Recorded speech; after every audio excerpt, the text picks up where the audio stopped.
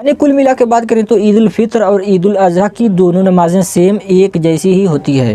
तो पहली तकबीर जब होगी तो अल्लाह अकबर कहते हुए हाथों को नाफ के नीचे ले जा करके बांध लेना है, और जब हाथ को बांधा जाएगा तो उसके बाद सना पढ़ी जाएगी। जो नमाज में सना पढ़ी जाती है वही सना पढ़ी जाएगी, और सना पढ़ने के बाद दूसरी तकबीर होगी। जब दूसरी तकबीर होगी तो अल्लाह अकबर कहते हुए दोनों हाथों को कानों के लौ को टच करते हुए फिर से बांधना नहीं, आपकी छोड़ देना है।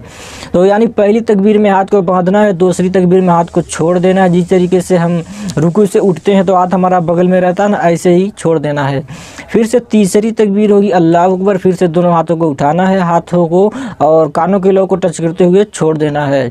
जब चौथी तकबीर होगी तो फिर से अल्लाह अकबर कहते हुए दोनों हाथों को उठाना है, कानों के लौ को टच करते हुए अब की बांध लेना है। अब जब हाथ बांध लेंगे चौथी तकबीर में तो उसके बाद सूरह फातिहा पढ़ी जाएगी, फिर से किरात होगी यानी कोई सूरत मिलाई जाएगी, उसके बाद रुकू होगा, सजदा होगा। अब एक रकात हमारी मुकम्मल होगी। दूसरी रकात में जब सूरह फातिहा पढ़ ली जाएगी और किरात हो जाएगी तो तकबीर होगी अल्लाह अकबर, तो दोनों हाथों को उठाना है, कानों के लौ को टच करते हुए छोड़ देना है।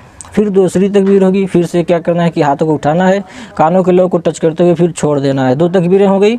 अब तीसरी तकबीर होगी, तीसरी तकबीर में भी हाथों को उठाना है, अल्लाह अकबर कहते हुए कानों के लौ को टच करते हुए छोड़ देना है। अब तीन तकबीरें हमारे मुकम्मल हो गया।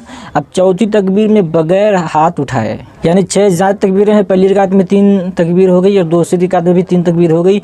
अब चौथी तकबीर में बगैर हाथ उठाए हमको रुकू में चले जाना है, रुकू होगा, सजदा होगा। अब हमारी नमाज मुकम्मल हो गई है। तो 2 ही रकात नमाज है, इसी में लोग अक्सर गलतियाँ करते हैं।